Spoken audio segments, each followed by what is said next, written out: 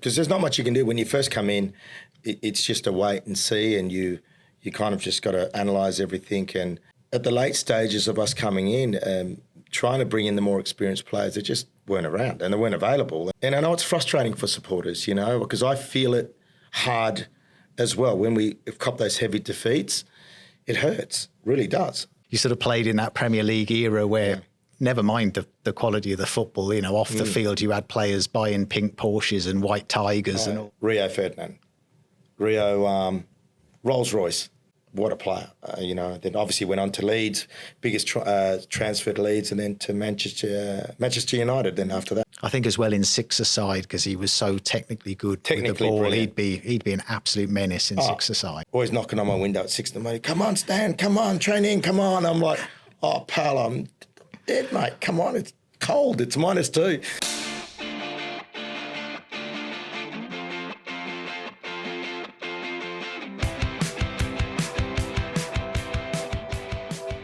Hi guys, Gareth Morgan here, welcoming you to another episode of Glory Stories, the club's official podcast, brought to you in association with our proud club sponsors and great friends Drimtel. Perth Glory and Drimtel, a winning combination.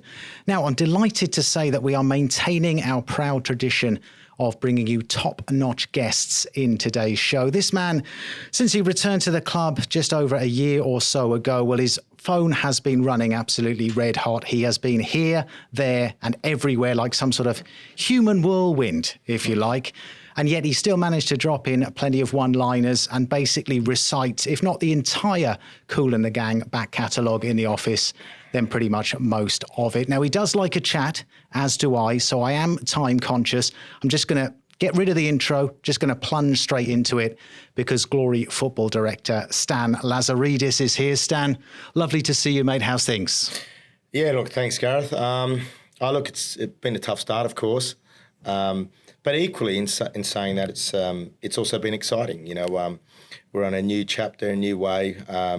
We're rebuilding. I don't want to use that word rebuilding. We are becoming stronger each week. We're bringing some good players into the club, and the club's heading in the right direction. But there's still a lot of work to do, and it hasn't shown on the points table. But there's some good signs there for us, particularly in the last month. As I mentioned, you've been in the role close to a year-ish. How would you sum it up? Look, overwhelming initially, because there's not much you can do when you first come in.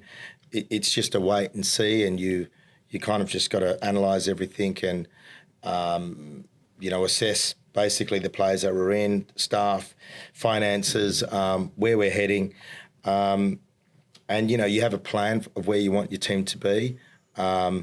We wanted to be competing this year, and unfortunately for us, we didn't start off too well, and we made one or two mistakes at the start, but it's very difficult, when really limited funds, and it's not from the owner's point of view. It's just inheriting certain contracts and debts, and the salary cap is what it is. So you've got to work within those parameters.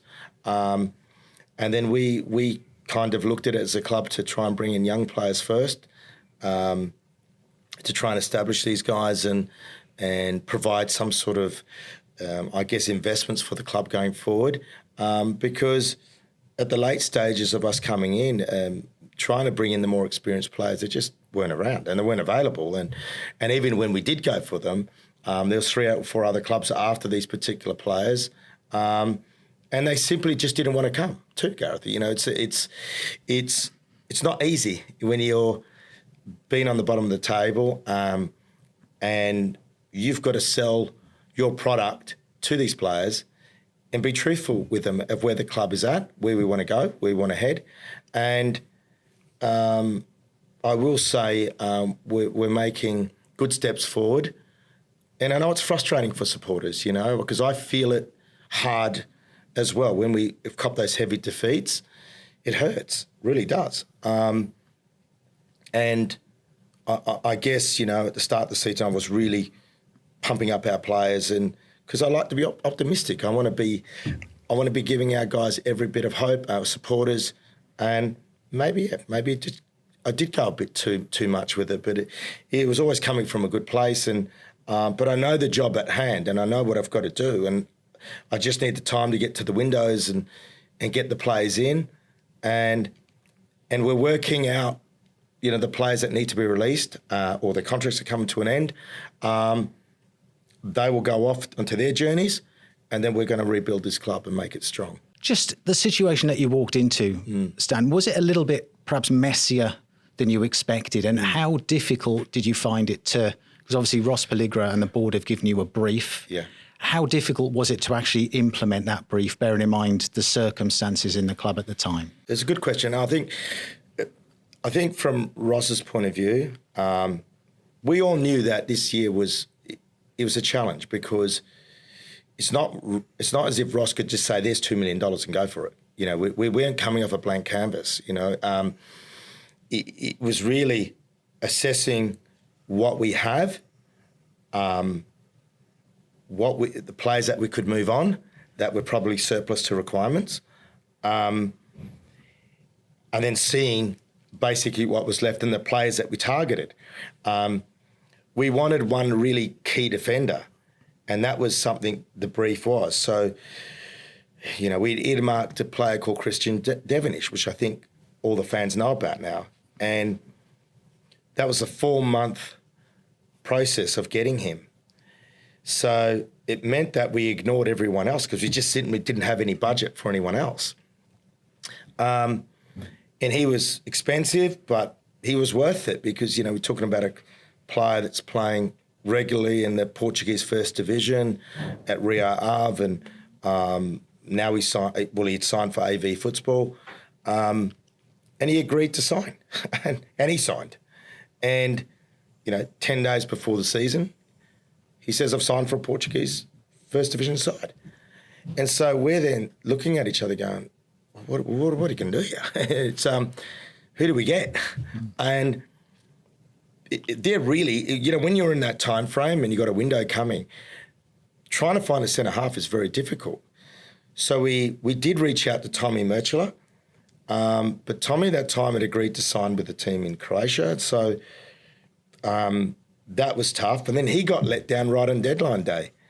And then we rolled the dice with Lewis Kanga, and Christian Casado basically just came along. The agent goes, look, just take him, because we feel bad. And, they generally did, because the player, it was him that reneged right at the last minute. And basically they said, look, if it doesn't work out in 4 or 5 months, just let the boys come back. So we just thought, okay, look, we looked at the CV, we looked at got him analysed. The coaches went through Lewis, and the guy's played for Ecuador, won titles, Vasco da Gama. I mean, his CV was pretty good, but they just didn't work. They didn't settle. They didn't come in the best shape as well, and we knew that it just wasn't going to work. And so we had to basically get them to the window of when we could release them and then look to strengthen. And I think that really hurt us, Gareth. And then obviously losing Mustafa Amini as well. So effectively you've got your centre-back that's not really worked, and we wanted Mustafa Amini as your number 10 that was just going to sit in behind tags and try and slip him in and play every second week for us. And his body just failed on him. And so, it was just really frustrating. It's we just didn't have then the funds then to go out and get anyone else. So it was hard. We had to work within what we had. Now, you did pump some of those players up, as you alluded to before. And I mean, I think in your defence, when you're trying to, in some ways, almost relaunch the club, reignite glory being the catchphrase, you're probably always likely to oversell rather than undersell. So on reflection, you probably don't regret that, I imagine, or do you regret that a little bit? Well, obviously I do now, but I mean at the time, and if it happened again, I still would be the same. It's just how I am. It's my nature, Gareth. I love the club. I genuinely care about the club, and I care about the people. It hurts me when the fans are hurting. It really does, and they've got a right to be angry at me, absolutely, because I've come back with the big CV and, all the knowledge and, I will make us great. I will make us great. At the start of the season, we just didn't have it financially to be able to be in that position. I just couldn't go to these guys. I just couldn't. And so I had to readjust and I had to look at what I could afford with that budget. And if someone says to me, this player's not really worked out, and I said, yeah, fair enough. I'm not going to disagree. But this is the amount of money I've got. And you try and find me a player for that amount of money. And it's very, very difficult. It's not easy, especially when all the other teams have already got their lists. We're starting and we're trying to redo a first 11, a first 16, and we're starting on ground zero, basically, And I don't want to come up with excuses because it's just, I guess for me, I could just come outside because of this, but no, I'll wear it, 100% wear it. But just what I ask is just let me do my job. Give me the time and let me do it when I can do it, not when my hands are tied. And that's all I ask the people, the club, and if I don't get it, I will walk, I will shake everyone's hand, I'll still love it and support the club because that is my motive, is to make us good again. Well, that honesty is very rare these days, Stan, to be honest. And no one can say otherwise. You have been very, very honest. Just in terms of the January transfer window, were there lessons that were learned from the off-season that were then implemented in January, or were the circumstances, did they make that a very different window anyway? It was it was just a different window. At the start of the season, that's what we had, and basically it was slimmer pickings, so to speak. We started looking at players from September, or just after the window closed, as to when we were going to come into a bit of salary cap space. So then we targeted players. Lockie Wales was a player that I targeted when I first came in. But we just simply couldn't get him at the start of the season. It's just, I went for Dylan Pereas. I went for Eli Adams, Ibasuki. I had this dream pairing of Adam Taggart and Ibasuki. Unfortunately, we had to sacrifice that one. That one hurt, actually. That one really hurt me because I think the fans would have loved him. So then it leads into the January window where we really had time. We lost Willow, we lost David Williams in that horrible knee injury that he had against MacArthur. So we're down a striker. We've got tags and we just got young players. So we, getting someone like Woody in, Patrick Wood was, really good. And to be fair to Sydney FC, were really good to us, and they could say, look, you guys really need some players, and there's been a good link up there, particularly with Alex. So we were able to get Woody in. Getting Lockie Wales in was magnificent for us. We've got 2 Japanese boys in that have come in as cover because we knew we were losing 3 or 4 players for the young Socceroos. So, we're doing something right if 4 or 5 of our young boys are getting picked for the Socceroos.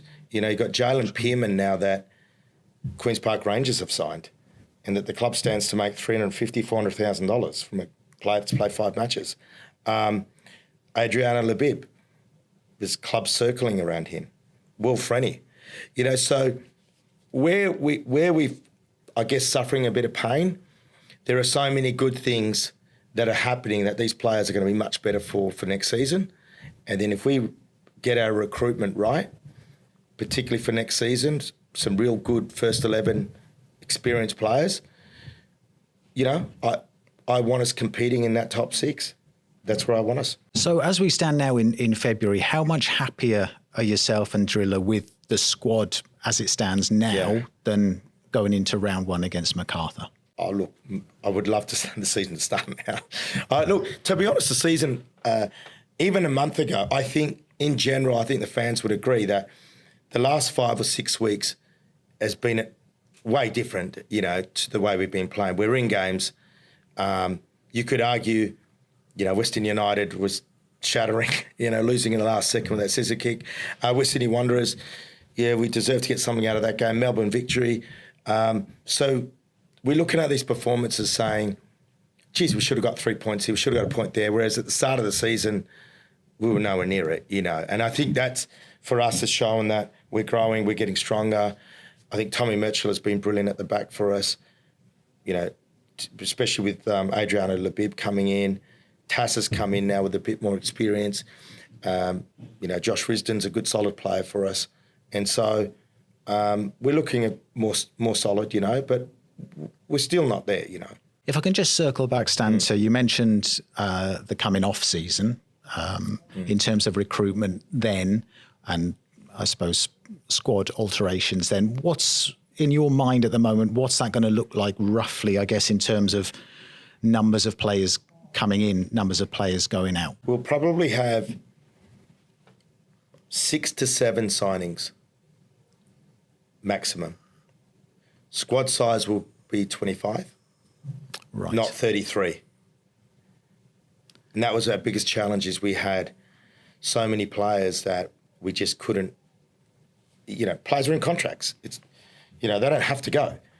So you almost got to see these deals out or get to the windows where these players are going to say, right, I'm not going to play here, so I'm going to challenge myself overseas, or I'm going to go to another club. And, even reducing the squad size down to 25, we want probably a first 14 or first 11 players. And then we want some younger players that are going to come in, and we're going to be nurturing these younger players, almost like investments, if you want to put it that way. But it's a win-win for everybody, for the player, the club, supporters. And we want some scholars in there. And I think that's the blueprint. Clubs, it's not sustainable anymore to have, big squads. It's just financially not there. We lose a lot of money. So to be fair to the owner and the clubs, if we want to be sustainable, we've got to get smarter in how we do things. So that's why it's going to be a smaller squad, but a very, very strong first 14. So you've got 3 players that are going to come on that really are going to be like first 11 players that are going to really impact the side and win you games. And you see that with teams like Macarthur, Melbourne Victory. They've got a first 11, but then they've got 3 or 4 that you say, geez, you're bringing on Fornarola, you're bringing on Piscopo, you're bringing on Azani when the team is tired, and they then go and win you the game. Macarthur do the same. And so Sydney FC have got that depth. We don't have that depth, and that's where I want us to be. So you look at 6 or 7 coming in what we already have now, and I've already signed 4 of them. So I'm not going to release those players, not fair, but these are 4. The fans are going to be really happy when they see those names. So within that model, Stan, and under those circumstances and restrictions, is an overseas marquee an option in the off-season? It's just financially not there for us, We have Adam Taggart, and Adam Taggart he lives and breathes Perth Glory. And for me, he is it. He is that overseas marquee player. Can we bring in an overseas marquee player? We're looking to bring in an overseas number 10 winger, but he'll be an expensive player, but he won't be that marquee player if, Tags is that player. And he deserves to be. He is, fans adore him. I hear all the time, if Adam Taggart was to leave this club, I'm handing my season ticket in. It's like you hear all the time. He's just a goal freak. We just got to get him the service. We've got to get him the ball, and I think we've lacked that this season. It's coming now. I mean, last weekend's victory, even he got shocked. He goes, "I can't believe it, Stan. I've had 5 or 6 chances and I didn't score." He was livid with himself. He goes, "But you know what? It was weird because I don't often get that." And so. Sorry, I'm taking away from the question, but there is definitely a player we've earmarked, and I've been onto him now for nearly a year, and I would love to get him in. because he is that exciting, dynamic player that will score goals, set up goals. I think fans are really wanting a player like that. I think we always revert back to Diego Castro when we always think, I'll bring another one of him in. Well, it's not that easy, right? But yeah, look, we want to bring in someone along those lines. Right, watch this space on that one. Just at a personal level, as I mentioned in the intro, I've seen you at times, you've been in the office singing. There's also been times when you've been in the office and, terrible. I've been tempted to go and remove the sharper cutlery items from the drawers in the kitchen because you've been in the depths of despair. Just how much of a personal roller coaster has this been? Because as anyone can tell whether they know you personally or not, just from what they see of you, it's not just a job for you. It means a hell of a lot to you personally. How much of a toll has it taken on you this year? Because there's been some dramatic lows and some highs as well in there. Yeah, look, I take it hard because I really care, A lot of people will just say, just ignore it, Stan, ignore it. Just don't worry about it. If the fans are saying this and fans are saying that, just, and I said, look, they got a right to, fans, I can see their point. It's not, I get disappointed because I want us to be better. I just wish I could not have these shackles on me, that I could really just go and do what I really, really want to do with the team. But I can't. I can't tell the people that because it's another excuse, And I don't want to give excuses. I want to give solutions as to what I'm going to do to fix it.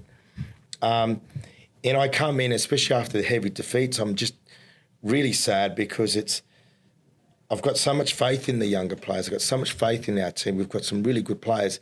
We've got a great support. It's a fantastic club, and we've been starved of a title for so long. What's it been, 25 years, whatever it's been. It hurts. So, for me, it's the main thing for doing this is I actually want to win. I want to win a title. I don't want to just make up numbers, and this club deserves to be competing with the Victories and, those big clubs, and not to put the other clubs down either because we're all in it. And so for me, I get hurt when I feel the fans are sad. Is probably when it hurts the most. No, you can definitely see that, mate. You can definitely see that. As we said, you do wear your heart on your sleeve. Your relationship with David Zrilic, how would you characterise that? Because when he was in last week, he spoke about the texts, just a multitude of texts, day in, day out. He said that you're in contact literally dozens and dozens of times a day. Can you shed a bit of light from your perspective on your relationship with Driller? Yeah, look, at the end of the day, he's the coach. I'm the sporting director, but there's a mutual respect there. And, we played obviously together, national team, and there's a huge respect between each other. We are friends, but we know we've got a job to do, both of us. He is the right man for this job. In fairness to him, we didn't really give him a good chance at the start. He's come in late. We couldn't get the players in. He gave a list of players. We couldn't get them in. We just couldn't get them in. It's as simple as that.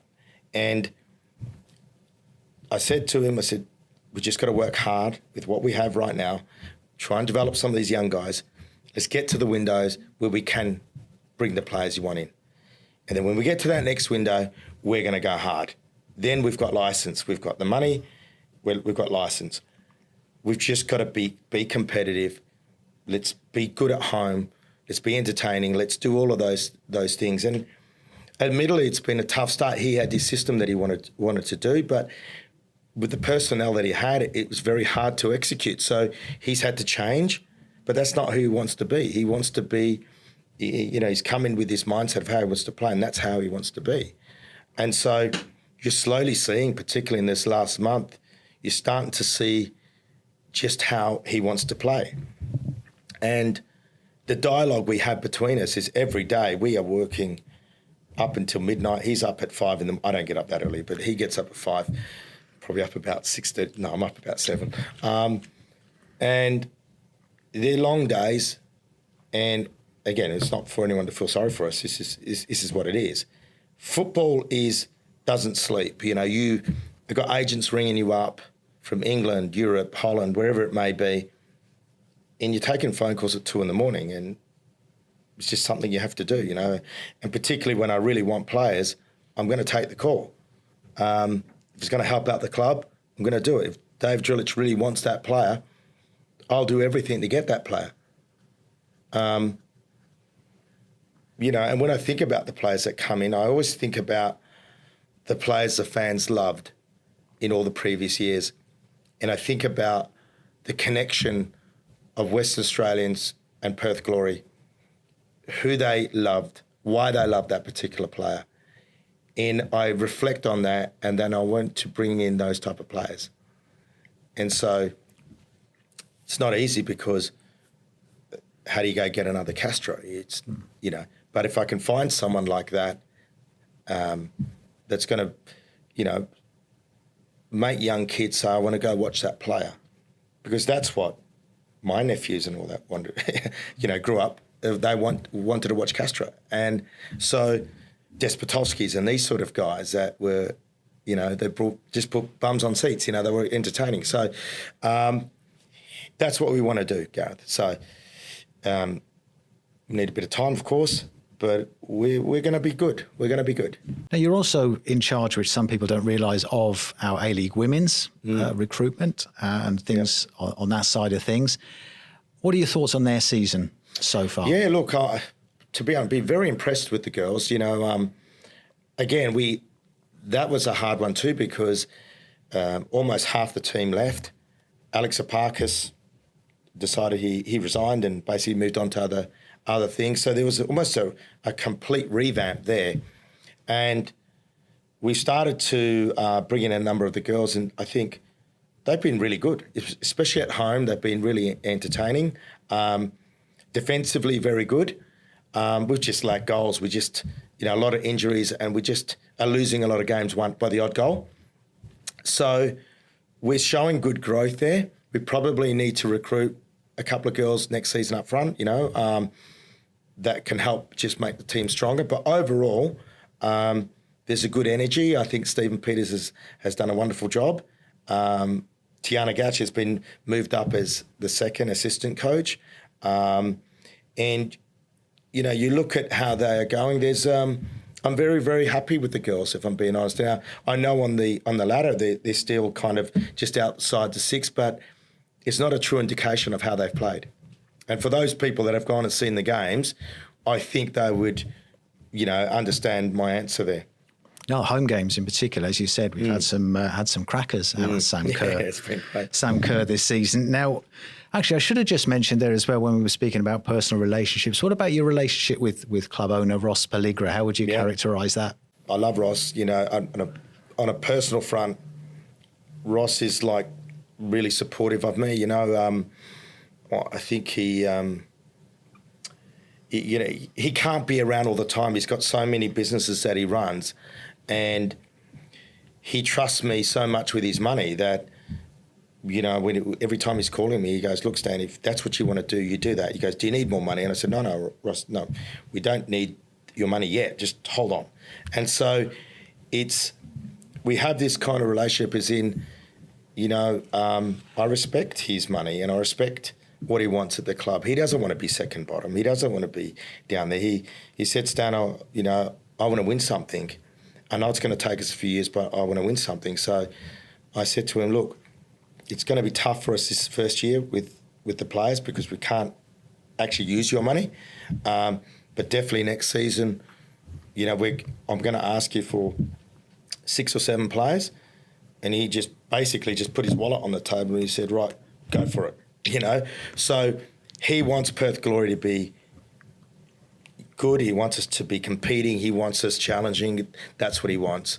Straight away, the first thing he said is, right, I want a home ground. I want us to have a home. So many good people behind us with that. So we're now going to have a home, 3 new fields, our own offices, new changing rooms.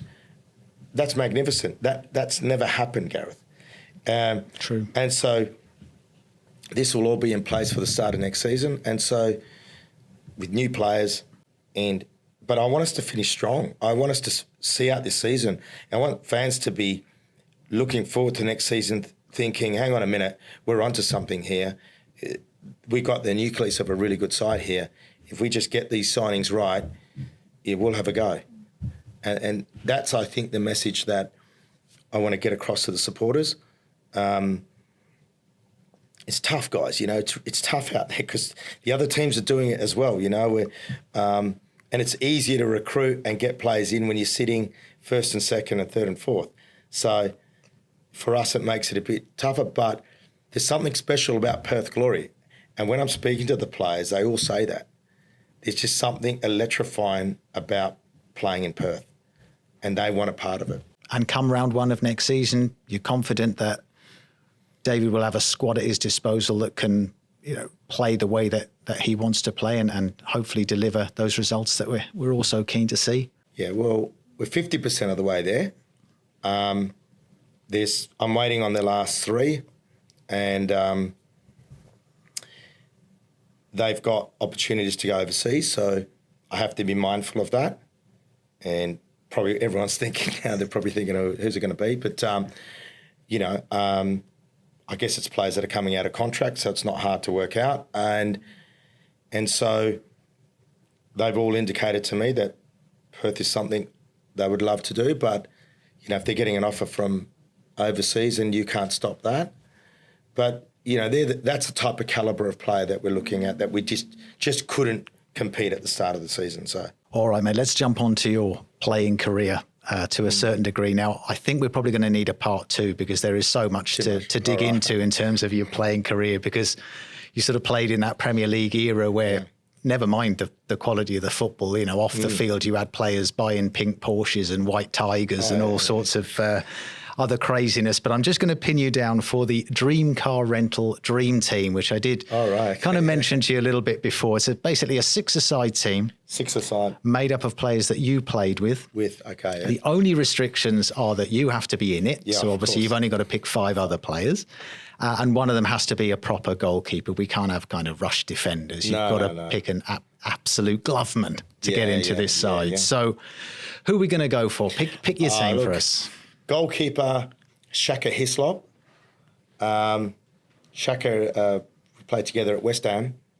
He was phenomenal. At Trinidad, Tobago, I think, where he was from. But he was this big giant, just good shot stopper, great in the air. When a cross came in, geez, it helps when you got a keeper that comes out and just wants to catch it and punch it away. He was great, But so I'd have him in goals for me. Good choice, Shaka. Yep. Who's defending him? Defending him, Rio Ferdinand. Rio, Rolls Royce. He 16 coming through at West Ham. At 17, I think he played. It's just phenomenal. Quick, fast, strong, no weaknesses. Could play the ball, good in the air.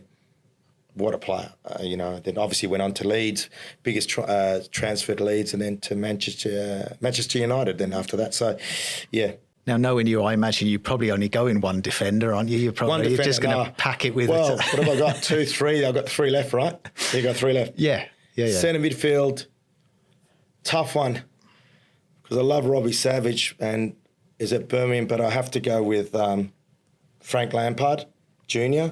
Frank Lampard Jr., again, he came through at West Ham, and he was this box-to-box player, clever, and scores you goals. He's just tremendous shot, and just a good all-round person as well, So, yeah, I love Frank. So we've got Shaka Hislop, Rio Ferdinand, Frank Lampard Jr., Stan Lazaridis. So we've got 2 spots left to fill. So number 10, Ayel Berkovic.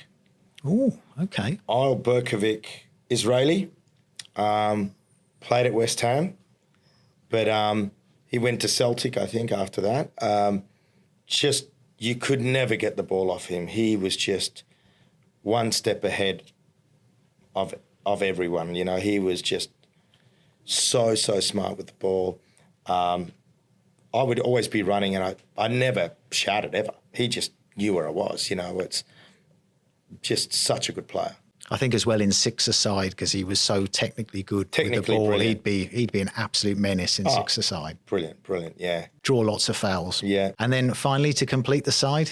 Tough one. It was between Christophe Dugarry at Birmingham, who was phenomenal, but it had to be Paolo Di Canio. Yeah, tell us a little bit about Paolo, because obviously there's a public persona with him. Paolo, mad, but professional like no tomorrow, loved football, hated losing. He lived next door to me, a couple of doors down, and always knocking on my window at 6 in the morning. Come on, Stan, come on, train in, come on. I'm like, oh, Paolo, I'm dead, mate. Come on, it's cold, it's -2. And he was first in at training, last to leave. He was always doing weights. He was body fat. He was so, his body was his temple. But then on the field, just phenomenal. With the ball, without the ball, goals, volleys, things he would do. He's mad, but just what a footballer. And I guess you mentioned there Christophe Dugarry. Yeah, let's have him as a sub then in that case. Christophe what made him special, apart from having fantastic hair for a start? Christophe was like, it was like, look, he just had this presence about him, feet. Score with either foot. We had made, I think we just made Europe at Birmingham, I think just outside of Europe, I think Intertoto or whatever they called it then. And Christophe was a big part of that. Just goals. He knew where to be position-wise when he received the ball. Rarely lost the ball.